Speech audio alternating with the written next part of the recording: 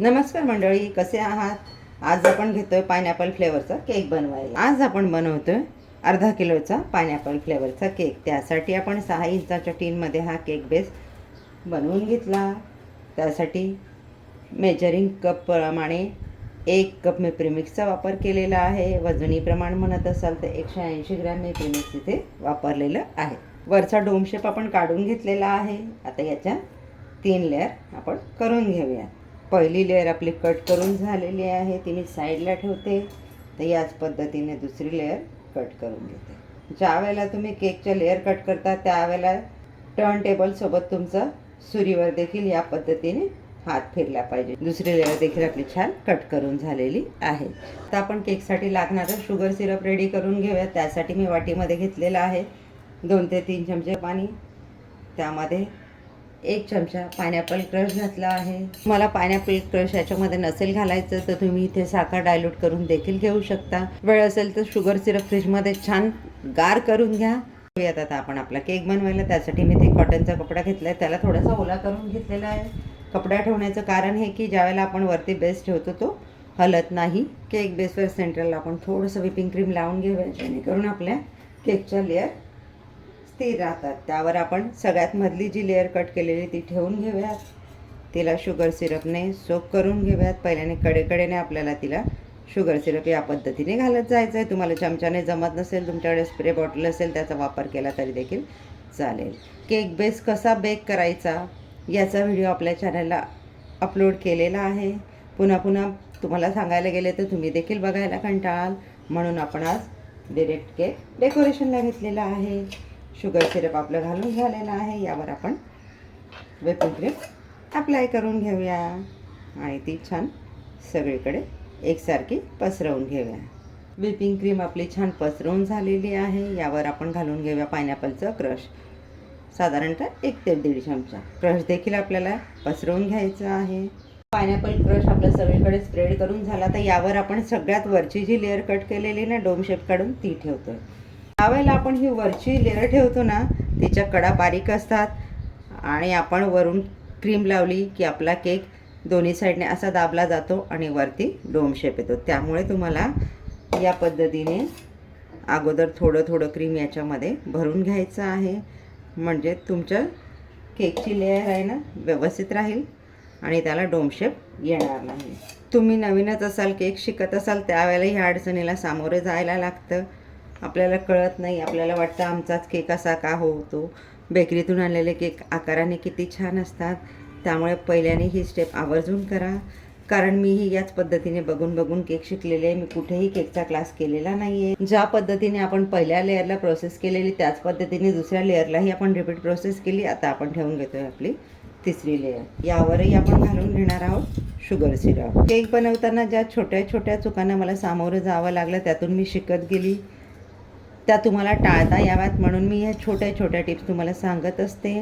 कदाचित तुम्हाला कंटाळा येत असेल, प्रत्येक वेळेला या सांगत असतात, पण होतं असं की सगळेच आपलं सुरुवातीपासून शेवटपर्यंत व्हिडिओ बघतील असं होत नाही. म्हणून मी प्रत्येक वेळेला सांगत असते, जेणेकरून तुमचे केकही बेकरीसारखे सॉफ्ट आणि स्पॉन्जी बनतील. तिसऱ्या लेअरवर देखील मी थोडंसं क्रश घालून घेते. वरच्या लेअरला देखील आपण छान सगळीकडे पायनॅपल क्रश स्प्रेड करून घेतलेला आहे.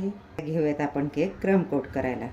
क्रम कोट करणं म्हणजे काय, आपण क्रीमचं अगदी पातळ लेअर आपल्या केकवर लावायचा, म्हणजे ज्या वेळेला आपण फायनल फिनिशिंग करतो ना त्यावेळेला केकचे हे क्रम्स ना आपल्या फायनल फिनिशिंगमध्ये येत नाही. म्हणूनच आपण केक हा क्रम कोट करत असतो. फायनल फिनिशिंगचं आपलं जे काम आहे ना ते अगदी सोप्या पद्धतीने आणि झटपट व्हावं यासाठी आपला क्रम कोट करून झालेला आहे. आता हा जाणार फ्रीझरला गार होण्यासाठी, कारण मला 1 तासात ही ऑर्डर डिलिव्हर करायची आहे. तुमच्याकडे वेळ असेल तुम्ही फ्रीजला 2 ते 3 तास देखील ठेवू शकता. वेळ कमी असेल तर 10 ते 15 मिनटं फ्रीझरला ठेवलात तरी देखील चालेल. केक आपण अर्धा तास छान फ्रीझरला गार करून घेतलेला आहे. आता घेऊया त्याला आपण फायनल फिनिशिंगला. या पद्धतीने अगोदर साईडने थोडं थोडं क्रीम लावत चला. साईडने आपलं पूर्ण क्रीम लावून झालेलं आहे. एकदा मी याला प्लेन करून घेते आणि त्यानंतर वरच्या बाजूने आलेलं क्रीम आपल्या केकच्या वरच्या साईडला या पद्धतीने पसरवून घेते. वरच्या बाजूला देखील आपल्याला क्रीमचा लेअर करून घ्यायचा आहे. वरच्या बाजूने आपलं क्रीम छान पसरवून झालेलं आहे. आता या पद्धतीने मी पॅलेट नाईफ पकडून टर्न टेबल आपलं हळूहळू फिरवून आपलं केक एक लेवलला करून घेते. म्हणजे एक्स्ट्राचं जे क्रीम आहे ते आपल्या पॅलेट नाईफला लागून साईडला येतं. तर पुन्हा साईडने आपण या पद्धतीने टर्न टेबल फिरवून घेऊया. पॅलेट नाईफ मी इथे क्लीन करून घेतलेले आहे आणि या पद्धतीने मी आता आपल्या केकला या पद्धतीने पॅलेट नाईफ पकडून आपल्याला ह्या एक्स्ट्राचं क्रीम काढून घ्यायचं आहे. म्हणजे आपल्या केकला छान एजेस येतील. मी केकला छान फिनिशिंग करायला घेते. माझ्याकडे या पद्धतीने प्लॅस्टिक शीट आहे.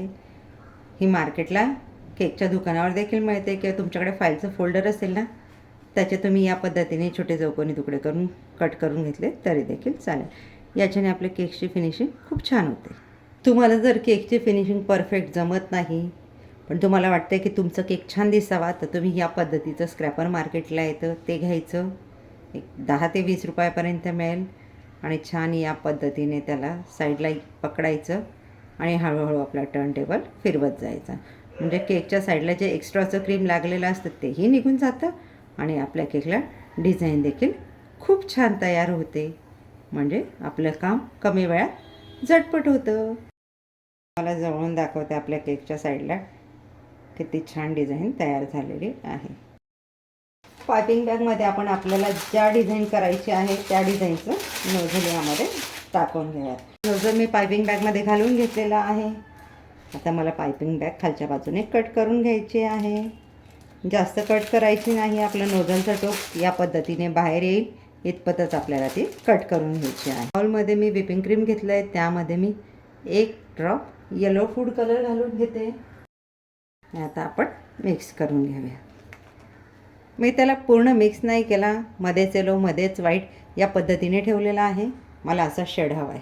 पायपिंग बॅगमध्ये व्हिपिंग क्रीम भरायची. मी एक ग्लास घेतला आहे. त्यावर या पद्धतीने पायपिंग बॅग ठेवून घेते. यामध्ये आपण क्रीम भरून घेऊयात. आपण ज्या वेळेला नवीन असतो त्यावेळेला या गोष्टींची आपल्याला अडचण येत असते. पायपिंग बॅग आता आपण ग्लासमधून काढून घेऊयात. आता या पद्धतीने आपलं क्रीम पायपिंग बॅगमध्ये व्यवस्थित टाकून घेते. बऱ्याचदा असं होतं की आपल्याला केकच्या ह्या एजेस व्यवस्थित जमत नाही. मग त्यावेळेला तुम्ही ही ट्रिक वापरू शकता. साईडने असे छान इथे प्रोजेक्ट बनवून घ्यायचे. म्हणजे डिझाईनही तयार होते आणि केकच्या ज्या तुमच्या एजेस व्यवस्थित येत नाही त्या देखील झाकल्या जातात. आपण वरच्या बाजूला छान फुलं काढून घेतलेली आहेत. केकच्या खालच्या बाजूला देखील मी त्याच नोझलचा वापर करून डिझाईन करून घेते. खालच्या बाजूने आपण ज्या वेळेला डिझाईन करतो त्याआधी आपल्याला केक बोर्ड छान क्लीन करून घ्यायचा आहे आणि मग ही डिझाईन करायची आहे.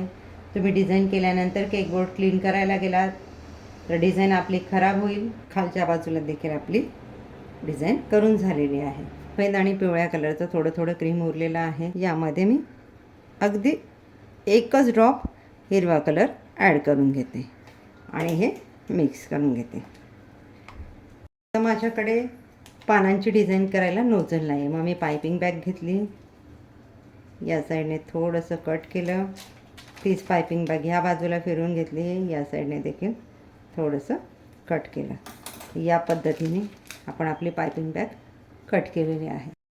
तर या पद्धतीने मी पायपिंग बॅग पकडून छोटे छोटे पानांची डिझाईन करून घेते. ज्या वेळेला आपल्याकडे नोझल नसेल पण आपल्याला काम करायचं आहे त्यावेळेला तुम्ही अशी जुगाड लावून ही कामं करू शकता. तर देखील आपण याच पद्धतीने पानं काढून घेणार आहोत.